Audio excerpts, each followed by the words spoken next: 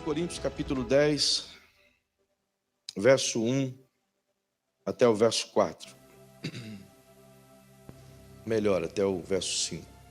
Diz assim: Ora, irmãos, não quero que ignoreis que nossos pais estiveram todos debaixo da nuvem, e todos passaram pelo mar, e todos foram batizados em Moisés, na nuvem e no mar. E todos comeram de um mesmo manjar espiritual, e beberam todos de uma mesma bebida espiritual, porque bebiam da pedra espiritual que os seguiam, e a pedra era Cristo. E o verso 5: Mas Deus não se agradou da maior parte deles, pelo que foram prostrados no deserto. Amém. Feche seus olhinhos por bondade. Paizinho, mais uma vez eu glorifico o teu nome. Tu és fiel em tudo que dizes. E não só és fiel em dizer, mas é fidelíssimo em cumprir o que dizes.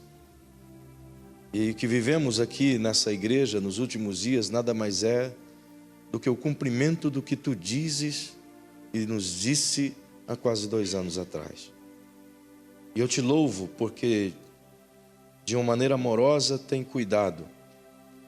E te louvo mais ainda porque se começaste a cumprir aquilo que disseste, pelas coisas que não são agradáveis, certamente as coisas que disseste relacionadas à cura e a avivamento de igual modo virão.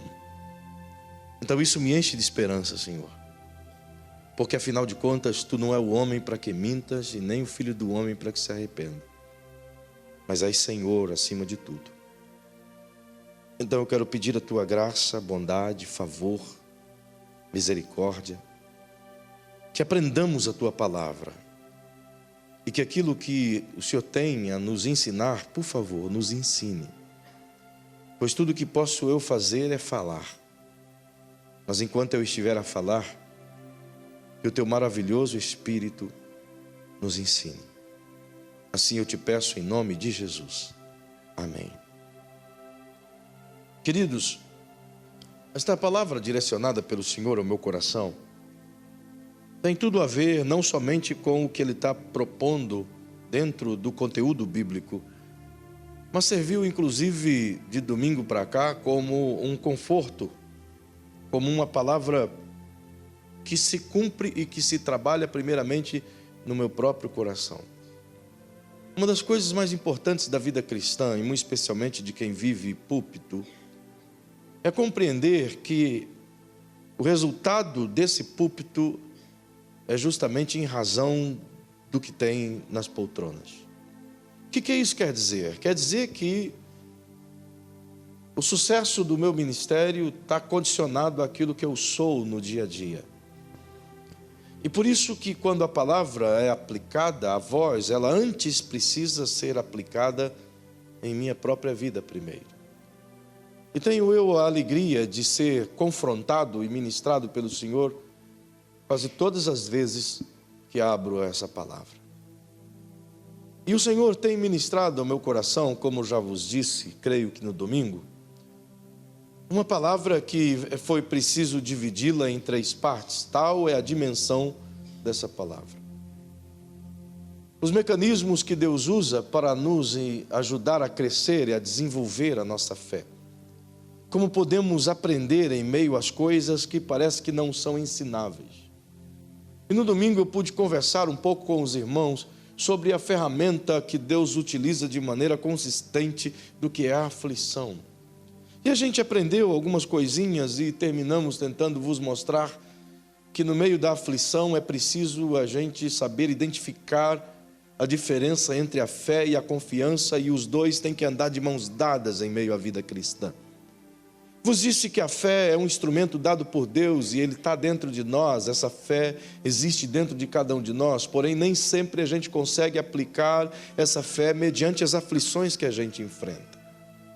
Vos disse que é necessário fazer com que em meio à aflição e uma vez a fé aplicada, devemos trabalhar de modo que a confiança seja não só adquirida, mas ela seja desenvolvida justamente porque A fé é um instrumento dado por Deus e está dentro de nós. E quanto mais você usa a fé, mais ela cresce. Quanto mais você movimenta a fé, mais a fé vai crescer. Se a gente não movimentar a fé de maneira nenhuma vai crescer. É por isso que Deus, usando o escritor aos Hebreus, no capítulo 11 do seu livro, ele diz que sem fé é impossível agradar a Deus. Porque todo aquele que se aproxima de Deus precisa crer que Deus existe e que é galardoador daqueles que o buscam. Perceba que quando ele utiliza essa expressão, que sem fé é impossível agradar a Deus, ele está dizendo que a fé exige uma ação. E a ação que a fé exige é exprimida pela confiança. Não é possível crescer sem a ação dessas duas coisas, fé e confiança. Se a fé cresce à medida que eu a exerço, a confiança é adquirida e é desenvolvida à medida que eu me relaciono. Então isso é muito importante para a nossa compreensão. Porque Deus deu uma medida de fé para cada um de nós, segundo Judas, no seu capítulo único e o versículo 3, diz que a fé foi dada a cada um de nós por uma medida. Se a fé é dada a cada um de nós, como é que eu posso adquirir confiança? A confiança é adquirida pela convivência, pelo relacionamento com o Espírito Santo, pelo relacionamento com Deus. À medida que eu o conheço, à medida que eu me relaciono, à medida que eu me torno íntimo, à medida que eu vou caminhando com Ele, e à medida que eu vou confiando mais nele. Isso acontece do mesmo modo conosco, de modo pessoal, tanto na vida conjugal, quanto na vida familiar, quanto na vida social ou no trabalho. É à medida que você vai caminhando com a pessoa que você vai confiando mais nela. Um empregador, por exemplo, para ele confiar em um funcionário, ele não vai confiar de imediato. Ele vai ter que ter um tempo, e esse tempo de caminhada é que vai gerar o que se chama de confiança. Dificilmente o empregador vai deixar no primeiro dia de serviço de um funcionário o caixa aberto com 10 mil reais em notas menores. Mas ele poderá fazer isso quando tiver um tempo de caminhada e este confiará no tal empregado. Assim, de igual modo, é com Deus. A gente adquire confiança à medida que caminha com Ele. A gente passa a confiar em todos os atos de Deus à medida que estamos caminhando com Ele. É exatamente isso que fizeram todos os heróis da fé, como lhes afirmei no domingo, enquanto falava. Portanto, nós aprendemos que a aflição, ela nos conduz a um beco onde o Senhor nos fortalece e nos faz crescer. Aprendemos que é de acordo com como reagimos diante da aflição, é o resultado daquilo que o oleiro está trabalhando em nós. E hoje nós caminharemos um pouquinho mais dentro desse texto. E especificamente dentro desse texto, posso lhes afirmar que isso que estou a lhes ensinar tem sido de grande valia para mim, para minha casa, nos últimos meses. Muito mesmo. De modo que o que Paulo fala aqui nesse capítulo 10 de 1 Coríntios, tem uma conjuntura tão gigante, tão profética, tão abrangente, que nesses 4 versículos iniciais, melhor, nos 5 versículos que lemos, tem um histórico de 40 anos de história de Israel, só dentro desses 5 versículos. Naturalmente que não dá para desfrutar de todo o conteúdo de 40 anos, num culto de quarta-feira. Mas a gente vai tentar entender o que o Espírito Santo tem a nos ensinar aqui, dentro do conteúdo de resiliência, observando a palavra a partir do contexto de frustração. Então eu pergunto, alguém aqui já se sentiu frustrado alguma vez na vida? Levante a mãozinha. Só quem, eu acredito que pouquíssimos, só quem se frustrou alguma vez na vida.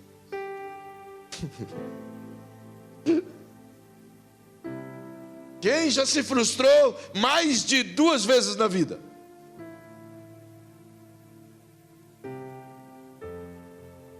Então eu vou dificultar.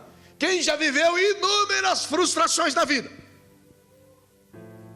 Bem-vindo ao clube. Temos carteirinhas.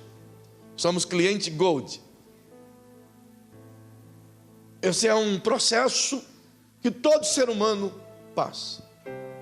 E a gente precisa entender isso. como Deus usa isso. Por que passamos isso?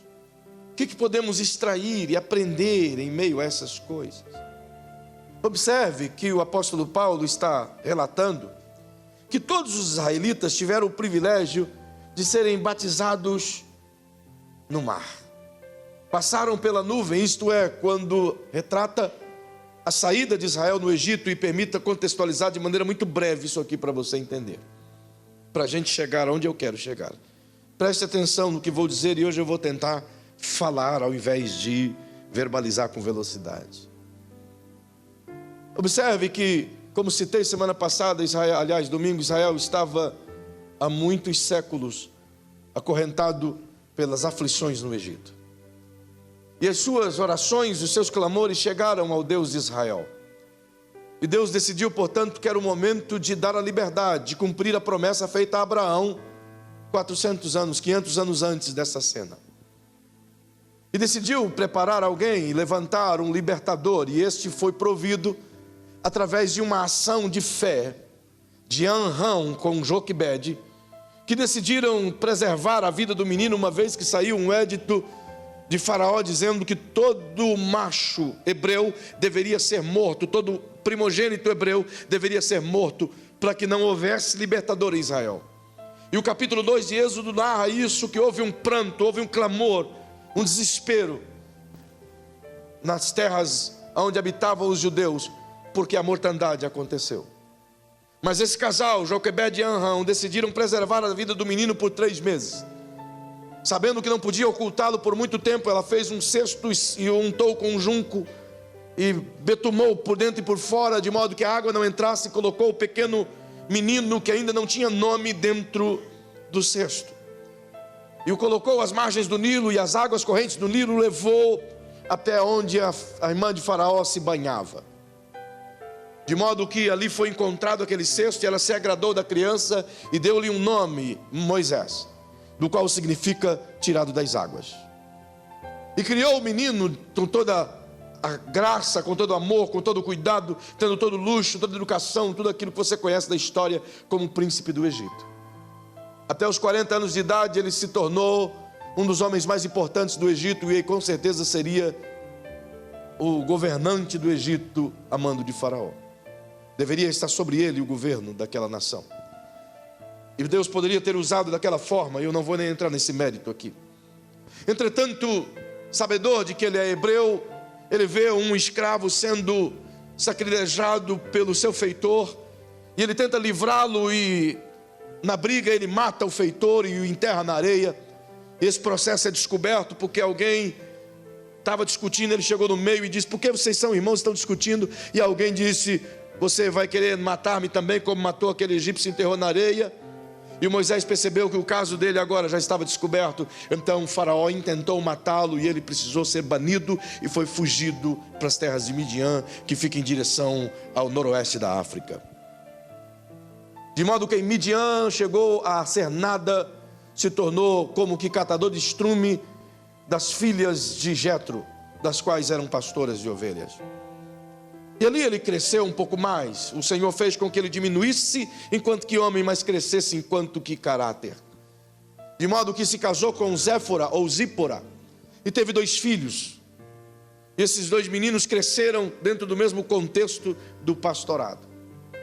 Mas quando ele tem 80 anos de idade, já passaram-se, portanto, mais 40 anos de escravidão no Egito e 40 anos de treinamento da vida de Moisés. O Senhor o encontra nas colinas do monte, de modo que ele vê uma sarça queimando, mas essa sarça não se consome, como você conhece a história. Ele foi chegar perto e Deus bradou e falou com ele e o chamou para o exercício do ministério. Ele hesitou um pouco, mas aceitou e seguiu a trilha, conforme Deus havia dito que iria acontecer. Ao chegar no Egito, ele fala ao povo, o povo vê os sinais e acredita naquilo que ele diz. Ele vai ter com Faraó, Faraó nega, não aceita. E você conhece a história, toda essa negativa trouxe mais peso sobre os israelitas, e estes duvidaram um pouco, questionaram Moisés no capítulo 6, brigaram com ele e ficaram irritados. Entretanto, ele foi a Faraó, amando de Deus, e Faraó não quis ouvir, então as pragas vieram. 10 pragas se derramaram sobre o Egito. até que no capítulo 11 a 10ª praga ocorresse, que foi uma praga procedida pela própria boca de Faraó, a praga dos primogênitos. E a partir dessa praga, portanto, a liberdade de Israel estava comprada. Nesse dia, Deus disse a Moisés: diga a todo homem, a todo pai de família, que pegue um cordeiro novo, sem mancha, sem mácula alguma, e sacrifique ele, pegue o sangue e passe nos umbrais da porta. E a carne do carneiro, prepara-o com ervas amargas, e durante toda a noite coma com pães asmos, com toda a sua família, até que não sobre nada pela manhã. Se a família fosse pequena, tinha que chamar mais gente, porque não podia sobrar nem um fiapo do carneiro pela manhã. Embora carneiro não é uma coisa muito difícil de deixar fiapo, porque não tem tanta carne assim, né, Fernando? Dá para uma família bater durante a noite inteira, com certeza. Se pelo menos for uma família de lagoano, até a meia-noite acabou. Contudo, de modo que, uma vez procedido isso, eu disse-vos semana passada, que Deus está estabelecendo aqui o princípio da redenção. Agora Faraó liberta o povo. Moisés é visto como um grande homem. O povo começa a honrá-lo, aplaudi-lo, pois afinal de contas ele é Moisés, o libertador de Israel. O povo faz festa, o povo louva, justamente porque, segundo a palavra de Deus dada a Moisés, os egípcios deram a Israel todo o ouro, toda a prata, tudo que eles pediam. E a Bíblia diz isso: tudo que os israelitas pediam aos egípcios, eles de bom coração davam, na perspectiva de que eles partissem logo. Então mesmo aquilo que não tinha direito, passava um egípcio por uma rua, via uma caixinha dessa, a caixinha bonitinha, dá para mim. O egípcio dizia: tá, leva, vai embora, leva tudo que você quiser. Leva também essa caixa de som, leva tudo. A ideia era expulsá-los, era mandar embora o mais rápido possível, ainda que desse que dar todo o ouro e toda a prata. E de fato eles levaram riquezas sem fim do Egito, como pagamento dos 400 anos de escravidão. Então Moisés agora é honrado, é visto como um grande líder. E ele sai dali vitoriosamente, e o Senhor os leva até a península do Sinai. E para chegar à península do Sinai, eles poderiam ir por um caminho mais próximo, mas fez Deus dar uma volta e eles retrocederem e chegarem diante do Mar Vermelho, em uma parte extensa, como você conhece a história, e não dá aqui tempo de narrar todos os detalhes. E quando chegam ali, se acampam. Paulo diz que eles estão sendo batizados pela nuvem, justamente porque o Senhor enviou uma grande nuvem durante o dia, que fazia sombra para eles caminharem no deserto durante o dia. E da mesma sorte, quando a noite chegava e o frio viesse, o Eterno enviou uma grande coluna de fogo, de modo que eles eram aquecidos e iluminados ao longo da noite. Maravilhosas eram as vistas de Deus aos olhos do povo. Então agora não só tem um Deus poderoso guiando-os, mas tem o seu profeta sendo um instrumento como líder extraordinário. Então diante do Mar Vermelho, eles cantam, eles glorificam, até que eles percebem que uma nuvem de poeira se levanta vindo do Egito em direção ao Mar Vermelho. E o anúncio é que o exército egípcio vem com 600 carros para destruir os israelitas. Naturalmente que o pânico e o pavor tomou conta daquela gente.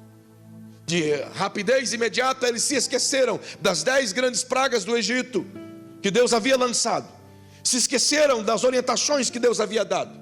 Se esqueceram do livramento que Deus dera na 10ª praga. E agora se lembram que eles estão encurralados. Então vão até Moisés e lamentam com ele, o criticam, murmuram contra ele. E dizem: trouxeste-nos para morrer aqui, foi falta de túmulo no Egito. Moisés ouviu tudo isso e disse ao povo: estejais quietos e vede o livramento do Senhor. Os egípcios que vocês estão vendo agora, nunca mais os verão em sua vida. Saiu dali e foi orar e falou com Deus: Senhor, e agora o que farei? Deus disse: você já fez tudo o que tinha de fazer, manda o povo marchar. Mas vou marchar para onde, Senhor? E o Senhor disse: pega essa vara que está em tua mão, o teu cajado de pastor, fere as águas do mar e tu vai ver o que vai acontecer. E ele fez exatamente como Deus disse. Ele foi e tocou o cajado nas águas, e o mar se abriu em 2 partes, diz a Bíblia, e um vento soprou, de modo que a terra, a areia ficou completamente seca. E diz Flávio Joséfo de que o muro se levantou em uma altura imensa, de dezenas de metros acima dos 2 lados. E Moisés foi o primeiro a entrar, e no meio, quando estava vendo um muro alto de águas, ele gritou ao povo: venham. E o povo marchou triunfantemente até o outro lado do Mar Vermelho. Quando termina a travessia, ele simplesmente olha o mar voltar sobre o exército egípcio que estava entrando no Mar Vermelho. Tal é a situação que morreram todos no Egito, no Mar Vermelho. Passado esse momento, o capítulo 15 de Êxodo diz que eles foram felizes e cantaram o hino da vitória. E Miriam pega um negócio como aquele ali que o William pegou e fez uma batucada, e eles dançaram e cantaram: só o Senhor é Deus. Uma festa gloriosa. Moisés merecia um jantar. Ele era agora um senhor de 80 anos de idade, honrado por todo Israel. Mas o capítulo 16 passa-se 23 a 24 dias depois desta cena. E no capítulo 16 eles chegam em um ambiente onde era chamado de Mara.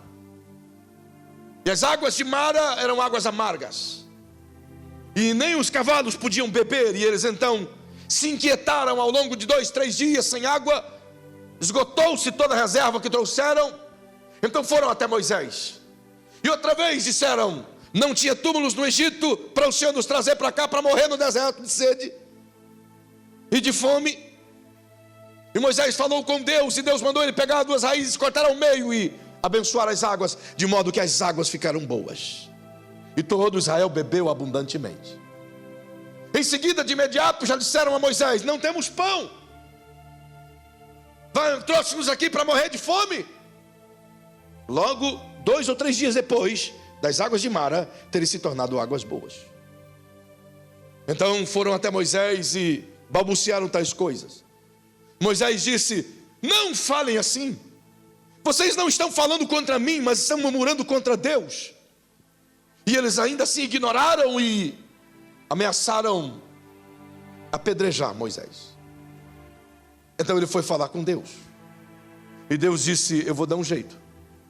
Amanhã pela manhã, manda eles saírem e colherem do que eu vou mandar.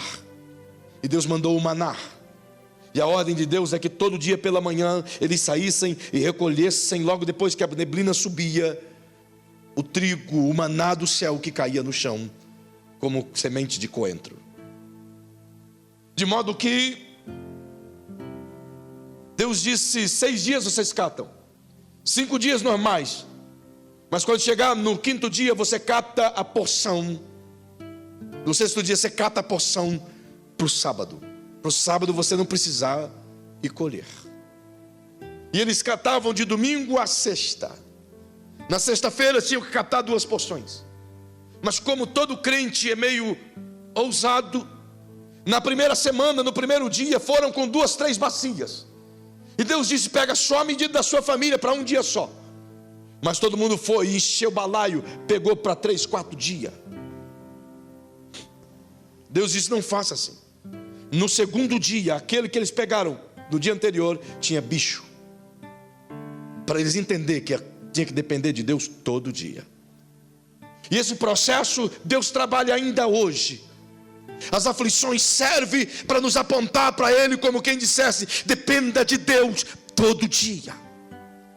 É a ideia em que Jesus disse que devíamos olhar para as criancinhas e aprender delas, porque elas dependem dos pais todo dia.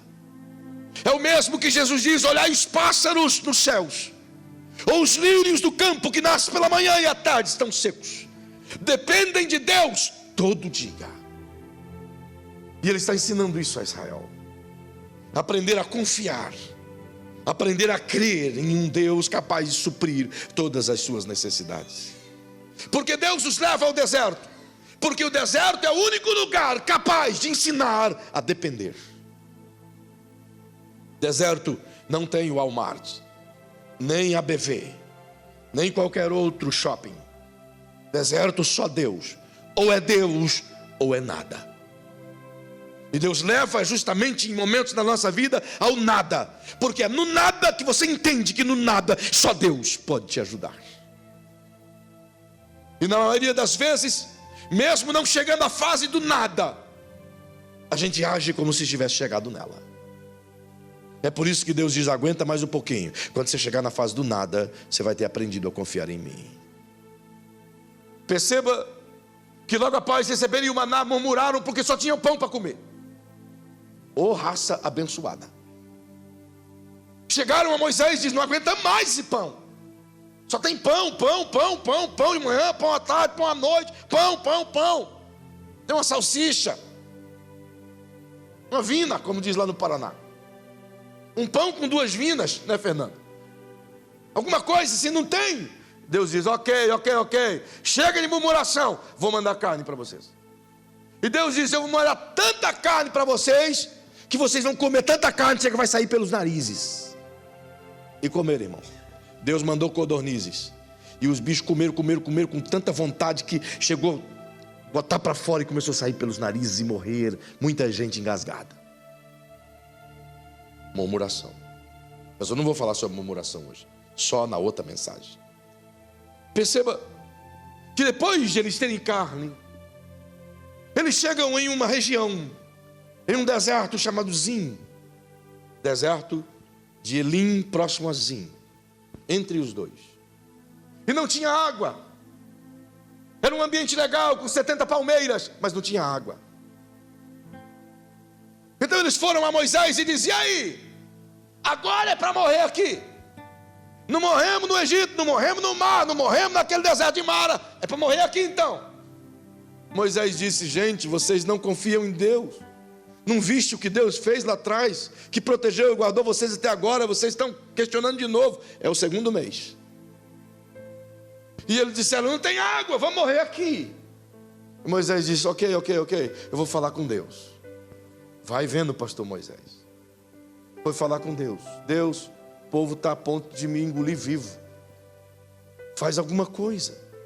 Deus disse: ok, Moisés, chama todo mundo aqui. E Moisés chamou todo mundo. E Deus disse: vede o que irei fazer. Vai até aquela rocha que tem ali, Moisés. E quando você chegar perto daquela rocha, pegue o teu cajado de pastor e toca na rocha. Fere a rocha. Êxodo capítulo 17. Moisés então ouviu Deus. E diante do povo ele feriu a rocha. Quando ele feriu a rocha, a água explodiu da rocha. Como um veio tão forte de água que saciou a sede por muito tempo daquela gente. A rocha tem um significado aqui extraordinário, embora eu não vou falar sobre isso, mas apenas citando porque Paulo citou aqui, que todos beberam da mesma água, da mesma rocha. Ele está falando porque aqui é uma das maiores tipologias bíblicas acerca do Cristo. Quando está apontando aqui para Moisés ferindo a rocha, está se referindo ao Cristo, a pedra angular, cujos pecadores rejeitaram, do qual a ferida pela vara de Moisés é justamente o que Isaías disse: ele foi ferido pelas nossas transgressões. É um tipo apontando que a rocha seria ferida pelos pecados daqueles que murmuravam. O mundo representado em Israel, a rocha é o Cristo. A ferida que Moisés provoca é a cruz do Cristo, o madeiro, a vara de Moisés. A água que sai é o tipo perfeito e declarado por Paulo, o Espírito Santo que procede do Cristo, mas só procede o Espírito Santo do Cristo depois que o Cristo foi crucificado. Por isso que as águas só saem depois que a rocha foi ferida. E Jesus afirmou isso em João no capítulo 7, e o verso 37 diz: e no último dia da festa Jesus se colocou em pé e disse: quem crer em mim, rios de água viva fluirão do seu interior. E a Bíblia diz: isso falava ele do seu Espírito, pois estes ainda não haviam recebido o Espírito Santo, porque Jesus Cristo ainda não havia sido crucificado e ressuscitado. Observe que o apontamento bíblico é para o Cristo. Fala da pessoa bendita do Espírito Santo.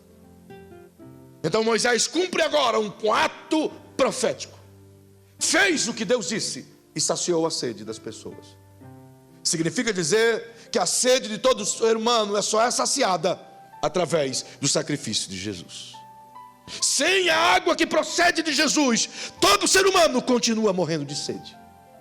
Religião não abastece. Coisas do mundo não abastece. Dinheiro não abastece. Vida boa não mata a sede. Mas só a água que procede do Cristo crucificado. Por isso que a mensagem da cruz continua sendo a mais importante mensagem até os nossos dias. Perceba que agora a fome e a sede foi saciada. O povo então está feliz. E Moisés agora está outra vez honrado. Então, uma vez que está honrado, Deus disse a Moisés: Moisés, conduz o povo agora até o Sinai. E no Sinai, o capítulo 19, o capítulo 17 tem uma guerra, capítulo 18, continuação do texto. Deus quer apresentar-se a Israel, você conhece a cena? Israel rejeitou a Deus. Até o capítulo 19, versículos 1 ao 8, você vê um Deus amável, disposto, querendo derramar a graça. E tudo que ele fez foi graça sobre graça diante de Israel. Mas o versículo 9 em diante, Israel muda todo o seu contexto. E agora Deus manda-lhe a lei para que possam viver pela lei. Rejeitaram a Deus no Sinai. Do capítulo 20 de Êxodo, está a lei sendo dada através das 2 tábuas de pedra, das quais Moisés quebrou. E Moisés quebrou as tábuas de pedra justamente porque no capítulo 34, se não me foge a memória, ele está descendo e ele ouve um barulho de guerra, justamente porque Deus disse: desce, porque há barulho no arraial dos israelitas. E Moisés diz: é barulho de guerra. Deus diz: não, é barulho de festa, que o teu povo se corrompeu. Moisés estava 40 dias na presença do Eterno, recebendo a lei e as plantas do tabernáculo. E quando ele desce, o povo está numa orgia sem fim. A Bíblia diz, nas palavras de Moisés, de que o povo se deu a comer e a beber e a festar e a se entregar uns aos outros em porfias e destruições morais. Um grupo à parte rejeitou tal coisa. Então Moisés quebrou as tábuas da lei para proteger o povo do juízo que viria. Mas muita gente foi morta naquele dia.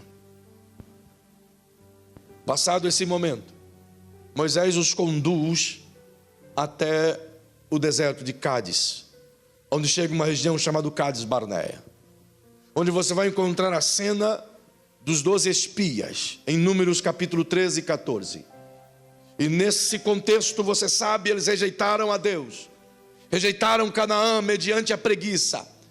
E Deus disse: serão condenados a vagar pelo deserto por 40 anos, até que essa geração incrédula e perversa seja morta. O que acontece agora é que 38 anos não é narrado na Bíblia. 38 anos fica na obscuridade. As narrativas antes do deserto de 40 anos é até Cádiz Barneia. Daquele tempo em diante, você só vai encontrar a narrativa já dos 2 últimos anos da vida de Moisés, aonde tudo começa a desenrolar. E não quero levar isso. Ao longo de 38 anos, Moisés não escreveu nada. Isso quer dizer o quê? Tem um significativo profético. Há um vácuo de 38 anos na história de Israel. Há um vácuo caminhando pelo deserto, e tudo que se sabe é que Deus os guardou ao longo desses 40 anos, que nem suas sandálias apodreceram nos pés. Os pés das crianças cresceram e as sandálias cresceram juntas ao longo de 40 anos. Mas nada mais do que isso é exposto. Por quê? É o resultado de fugir os propósitos de Deus. É uma vida inócua, vazia, sem nada para apresentar. É como que um livro com muitas páginas em branco. É como que uma história de vida que não há nada para contar. 38 anos perdido. Nesses 38 anos, uma geração, outra geração se foi. Muitos daqueles incrédulos, ou por dizer, a maioria daqueles que não creram em Deus, em Números 13, morreram no deserto. Mas agora a narrativa volta a acontecer. E Moisés começa a mostrar o que aconteceu logo depois, quando está chegando o tempo. Uma nova rebelião aparece. E essa rebelião é movida por um certo Corá, Datã, Abirão e On. Esses caras, cada um nas suas perspectivas, levantaram seus partidos e pleitearam contra Moisés e Arão. Isso porque antes um pouquinho, Miriam, a irmã de Moisés, questionou a liderança de Moisés, como quem disse: Deus só fala com Moisés. Então Deus a respondeu. Deus queria matá-la, mas Moisés disse: não a mate, é minha irmã. Então Deus olhou para ela e disse: com Moisés eu falo face a face, como um homem fala com outro homem. Então ela ficou leprosa, e Moisés orou por ela, e Deus limpou a lepra. Isso ele narra. Depois disso, logo depois disso, Datã e Abirão se levanta. Números 11. E a rebelião que eles promovem é imensa. Ela vai durante um longo período, de modo que quando eles se levantam, eles querem questionar Deus sobre a autoridade de Moisés e a autoridade de Arão. Então agora tudo aquilo que Moisés fez, que era um homem honrado, que era um homem de Deus, que era o profeta que abriu o mar, que livrou o povo, eles agora são sucumbidos, toda essa moral, por Datã e Abirão. Então Moisés propõe algo e diz: vamos testar, vamos ver se Arão é homem de Deus ou não. Arão entra na presença do Senhor com um incensário, e ele sai vivo do tabernáculo. Todos vocês que dizem que Arão não é homem de Deus, pegue o incensário e ofereça a Deus. E alguns se atreveram e foram. Saiu fogo do tabernáculo e consumiu todos esses caras. Outros se levantaram e disseram: Moisés não é homem de Deus. Então Moisés disse: julgue o Senhor e não eu. E Deus faça aparecer alguma coisa diferente aqui. Então a terra se abriu e o povo foi engolido pela terra. Então Deus provou com quem estava. Mas agora, depois de tudo isso, o povo precisa de uma liderança e ver com quem está o sacerdócio, pois questionam o sacerdócio de Arão. E o capítulo 17 de Números, Deus diz: cada uma das 12 tribos, cada um dos príncipes das 12 tribos me traga uma vara. E cada um trouxe uma vara cortada, uma vara de madeira. E Deus diz: apresente essas varas aqui diante de mim e as enterre. E as enterrou, cada um diante da sua tenda do tabernáculo. E permaneceu por um período. E Deus disse: a vara que florescer enterrada é a vara do sacerdote que eu tenho levantado. E das 12, apenas uma, que era da tribo de Levi, a saber, uma vara que Arão possuía. Era um pau seco, mas floresceu.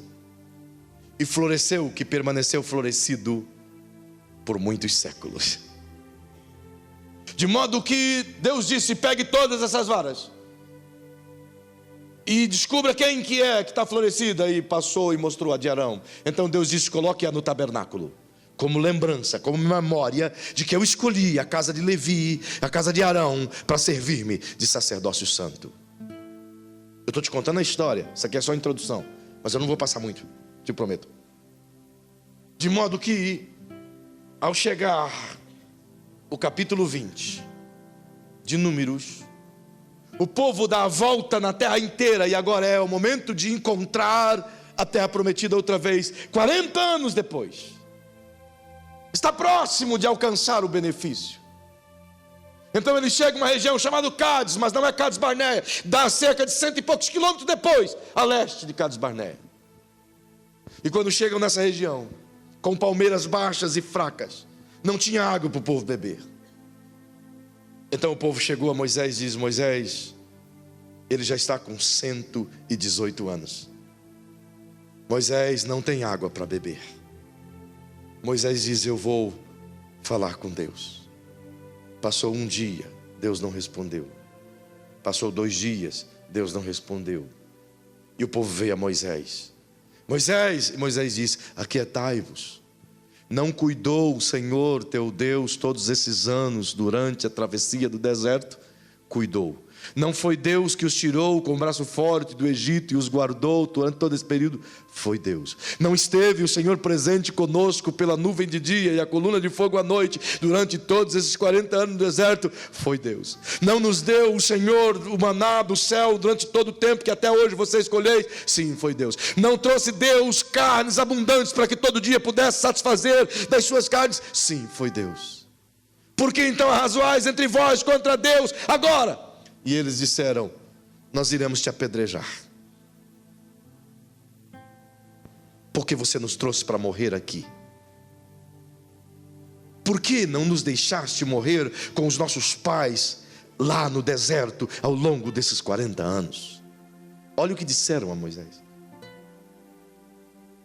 Então Moisés ouviu tudo aquilo. Ele tem 118 anos. E foi até Deus e disse: Deus, eles querem me matar. E Deus disse: Moisés, chama todos aqui e desça a parte mais baixa. E foram a parte mais baixa. E Deus disse: está vendo essa pedrona aí, Moisés? Estou vendo, Senhor. Eu imagino Moisés se lembrando: eu já vi essa cena antes. Parece que isso já aconteceu antes, um déjà vu. E Deus diz: Moisés, agora eu quero que você vá lá no tabernáculo. Não use o teu cajado. Por que, Senhor, não usar o meu cajado? Porque o teu cajado é o madeiro do qual o Cristo foi crucificado. Não use ele. Mas vai lá no tabernáculo e busque a vara que Arão trouxe e que floresceu. E venha para cá com essa vara. Pois o texto diz: busque a vara que está diante do Senhor no tabernáculo. Então Moisés foi lá. Depois você lê no capítulo 20 de Números. E pegou aquela vara e trouxe.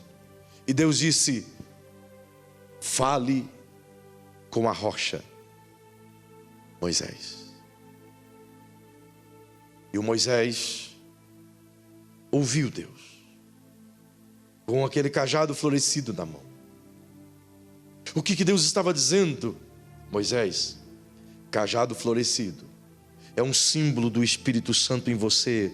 Os frutos do Espírito, aquilo que você vai viver, a dependência, o cuidado, o amparo, a proteção, a frutificação, Moisés. Mas fale com a rocha. Por que, Senhor, eu devo falar com a rocha? Porque a rocha é um tipo de Cristo, Moisés. A primeira vez que você feriu a rocha era para a sua redenção.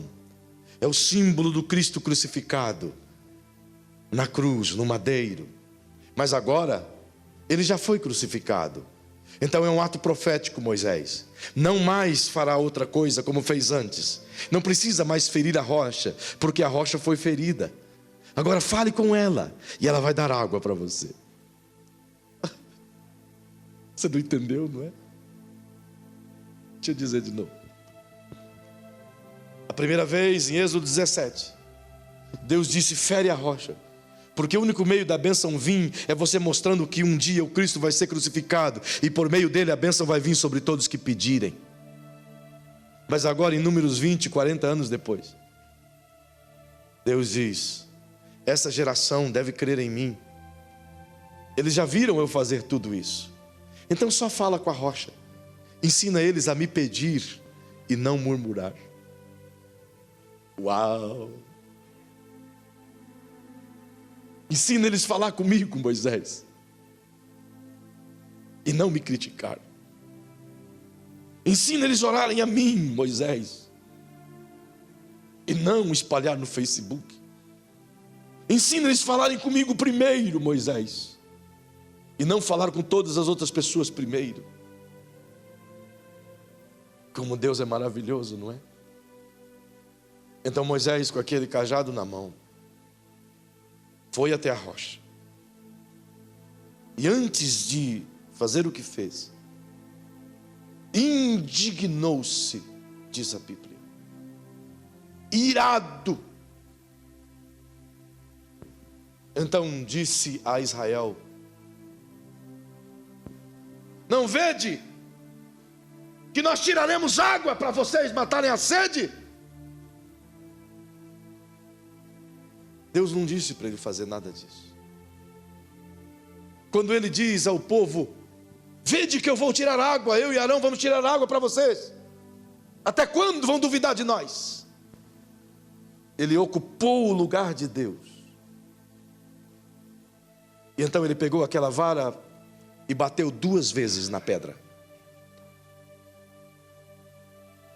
Deus não disse para bater, Deus disse para falar. Quando ele fere 2 vezes a rocha, o que ele estava dizendo é que o sacrifício da cruz não serviu. Ele anulou o ato profético da cruz. Por isso Deus se indignou e disse: por que feriste a rocha e não falaste com ela? Perceba que quando ele feriu 2 vezes, a água brotou, matou a sede do povo. Significa que a bênção de Deus não é significado de aprovação. Nem sempre porque Deus está abençoando, Ele está aprovando. O que a gente tem que entender é que a bênção vem pela misericórdia, a aprovação pela obediência. Deus não abençoa só porque eu fui bom, Ele abençoa pela misericórdia. É por isso que Ele manda o sol sobre justo e injusto. A bênção vem sobre justo e injusto. Mas a aprovação é só sobre aqueles que caminham com Ele. Então Ele diz a Moisés: por causa disso, você e Arão não entrarão na terra prometida. Mas 2 anos caminharam, Arão morreu ali e Moisés morreu ali. Não entraram na terra prometida.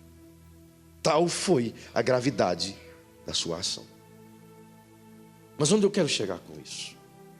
Frustração. Como eu tenho só 2 minutos, eu vou te mostrar isso em 2 minutos. Ao longo de 40 anos, você não vai ver nenhuma falha de Moisés. Ao longo de 40 anos, ele suportou todo tipo de murmuração, de afronta, de crítica. Todo tipo. É por isso que a Bíblia diz que ele era o homem mais manso da terra. Aquela geração do capítulo 20 de Números viu seus pais morrerem pela incredulidade. Viram tudo isso, o cuidado de Deus, mas agora eles têm a mesma atitude dos pais há 40 anos atrás. Desafiam Deus de igual modo. E foram até Moisés e encheram a vida de Moisés de tal modo que sabe o que acontece com ele agora? Se frustra. Por que Moisés fere a rocha? Frustração. Ele chegou no final da carreira dele frustrado. Tudo que ele fez é demonstrado agora pela incredulidade das pessoas. Viveu e pregou 40 anos. E agora chega um dado momento que eclode na vida de Moisés. E o que Deus estava usando agora isso era para nos ensinar. E ensinar Israel. Por quê? Perceba que a frustração é uma das ferramentas poderosas do divino para nos aperfeiçoar. Ela tem 2 características importantes. A primeira, diga comigo, a frustração te leva à maturidade. Diga aí para quem está ao seu lado, diga: a frustração te leva à maturidade. Como só eu falei até agora, vocês não falaram nada, então fala de novo para quem está pertinho de você, diga: a frustração também serve como instrumento de blindagem do seu emocional. Uau! Quando Deus permite que você se frustra, a primeira coisa que Deus está construindo em mim e em você é a ideia de que a frustração exige resposta. E o que é frustração? Se não o fato de eu colocar uma expectativa em cima de algo e aquela expectativa não se realizar, me frustrei. Frustração é um plano não realizado. Eu tenho a expectativa de que vai ser assim, e quando eu me esforcei e cheguei lá, não foi. Frustrei-me. É por isso que com Deus, nele não há frustração. Jó disse: nenhum dos seus planos podem ser frustrados. Por quê? Porque tudo aquilo que Deus objetivou, Ele consegue. Mas nós não. Pode observar na sua vida, nas suas lembranças. Todas as vezes que você se frustrou com alguém ou com alguma coisa, é porque você projetou expectativas sobre isso. Você gerou um relacionamento de amizade ou de amor ou qualquer coisa com alguém, e você criou um monte de expectativa. E esse alguém não foi capaz de suprir a sua expectativa, então você se frustrou. Você abriu um negócio e criou um monte de expectativa. Eu vou fazer isso, isso vai dar certo, eu vou chegar em tal posição, eu vou alcançar isso. E você se esforçou o máximo, mas não alcançou. Então o que você alcançou? Frustração. Você leu vários livros e viu que você poderia alcançar um nível espiritual tal, e você se esforçou e não conseguiu. Então isso provocou frustração. Você foi para a faculdade, fez uma faculdade maravilhosa, se esforçou 4, 5 anos e esperava: vou sair da faculdade, vou encontrar um emprego de primeira e vou me dar bem na vida.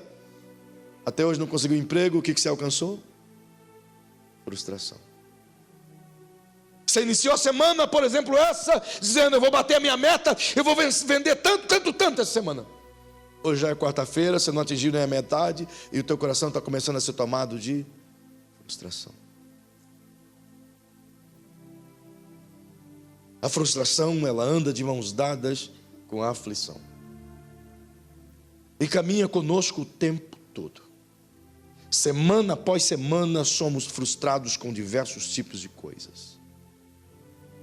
É ou não é verdade? E a primeira coisa que o Senhor ensina, uma vez que eu entendo que é essa frustração, é que toda frustração exige uma resposta. Toda pessoa frustrada, todo sentimento de frustração dentro de nós exige uma resposta, seja com alguém ou seja com alguma coisa. Todos nós, quando nos frustramos, esperamos que alguém saiba que a gente se frustrou, como que numa tentativa de justificar ou punir quem nos frustrou. É ou não é verdade? É ou não é verdade? A gente se frustra, mas a nossa frustração não é geralmente porque não conseguimos, é porque não alcançamos aquilo que outro deveria ter nos ajudado a alcançar. Então exige uma resposta. Mas a maioria das vezes da frustração a gente enclausura e guarda para dentro de nós. Mas como ela exige uma resposta, então em algum momento ela vai explodir. E o que Deus está fazendo com Moisés aqui agora é usando a frustração na vida dele para ensinar Israel. Porque ao longo de 40 anos você vai encontrar inúmeras vezes o Moisés chegando em Deus e dizendo: teu povo, Senhor, não aguento mais o teu povo. Teu povo falou isso, teu povo falou aquilo, Senhor. Teu povo fez isso, teu povo me apedrejou, teu povo fez aquilo outro, teu povo me rejeitou, teu povo fez isso. E ele aguentou 40 anos. Agora ele está com a paciência desse tamaninho. E você não vai encontrar, logo depois que inicia suas narrativas, tudo que Moisés narra é justamente as aflições que ele tem, sem ter condições de estar aos pés do Criador, como ele passava 40 dias e muitos dias dentro da presença do Altíssimo. Porque agora ele não tem saúde e nem mais condições pela demanda que ele é obrigado a ter. E o que Deus está usando ele para nos ensinar é que frustrações precisam ser colocadas para fora. Porque se elas não forem colocadas para fora, elas vão resultar em uma ação contra alguém de forma inadequada. E onde Deus quer ensinar que as frustrações devem ser colocadas? Não fira a rocha, Moisés. Fale com ela. Não fira a rocha, Moisés. Fale com ela. Não fira seu irmão, Emerson. Fale com a rocha. Não fale com seu irmão. Fale com a rocha. Não joga frustração no seu irmão. Joga na rocha. Eu não sei se você consegue captar isso dentro do seu coração. Mas o Espírito Santo está dizendo a nós aqui que a maioria de nossos problemas que eclodem no nosso corpo e nas pessoas que andam conosco é justamente porque ao invés de colocar no nosso corpo ou nas pessoas, deveríamos colocar aos pés dele a rocha firme e angular que não pode ser abalada com qualquer tipo de coisa. Quando a dor chegar, quando a frustração chegar, e tudo que a frustração exige dentro de nós é uma ação contra alguém que nos frustrou, então vá aos pés da rocha e diga: Senhor, eu estou frustrado. Eu estou frustrado com isso, com isso, com isso. Eu falhei nisso. Porque se nós não fizermos isso, ela vai eclodir em duas formas. Primeiro, diga para quem está ao seu lado: toda frustração exige uma resposta. É por isso que às vezes eu te machuco sem você merecer. A maioria das vezes que eu machuco a minha esposa, não é que eu me frustrei com ela, é que eu me frustrei com alguém. Então eu desconto nela. E vice-versa. Quantos de vocês aqui já se sentiram machucados por alguém e que você disse: mas eu não fiz nada. E você vai à pessoa e diz: o que eu te fiz? E a pessoa diz: mas você não fez nada também. Você não fez nada. Mas por quê? Eu não sei. Eu não sei. Já aconteceu isso com alguém aqui? Ou só comigo? Eu nem sei por que eu te disse isso. Eu nem sei por que eu toquei isso. Eu nem sei por que eu falei aquilo. A verdade é que eu me frustrei com alguém, mas eu precisava de uma reação, e a minha reação foi em quem estava próximo, que não tinha nada a ver comigo. Moisés estava frustrado com Deus? Pergunte para quem está ao seu lado: Moisés estava frustrado com Deus? Não. Ele conhecia Deus. Ele sabia quem era Deus. Moisés estava frustrado com quem? Com o povo. E ele descontou em quem? No povo? Em Deus. Agora põe a mãozinha no ombro de quem está ao seu lado e diga: já aconteceu com você isso alguma vez?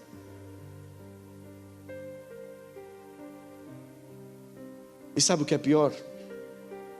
Que a maioria das vezes que a gente frustrado, não entendendo isso, desconta a frustração em quem não deve nada, nós não temos a consciência de reconhecer que ferimos sem merecer. Porque a gente continua olhando para nós mesmos e entendendo que estamos com a razão. Por quê? Porque a frustração, uma vez descontada em alguém, ela não cura, ela piora.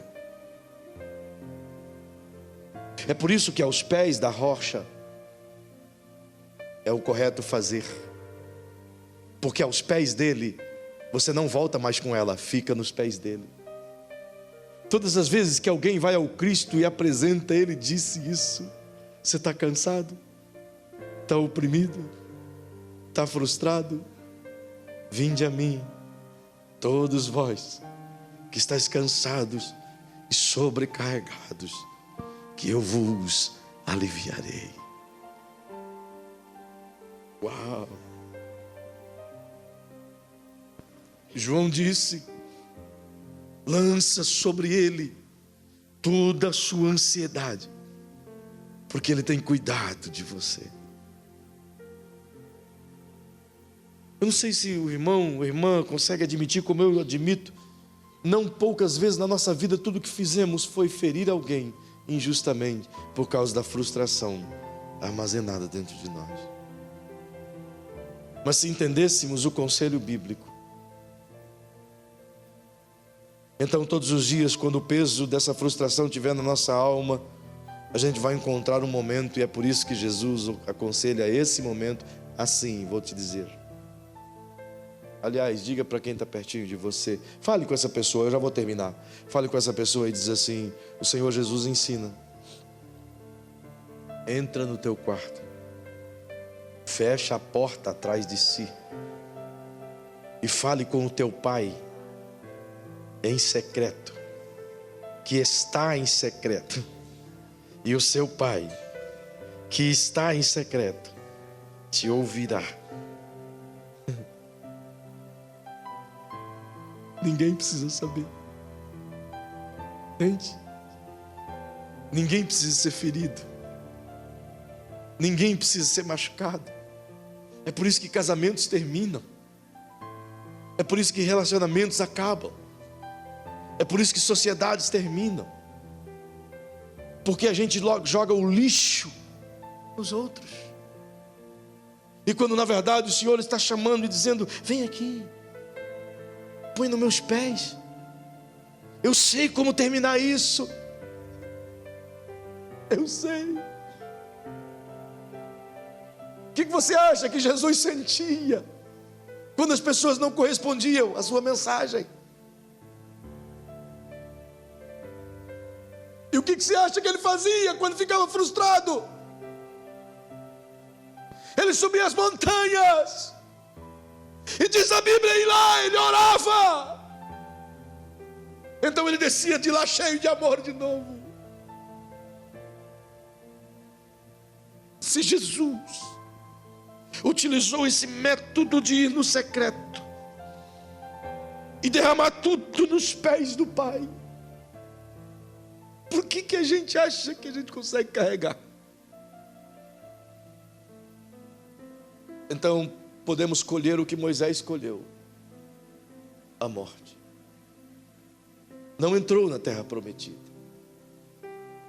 Não há profeta como Moisés, mas ele poderia ter entrado na terra prometida.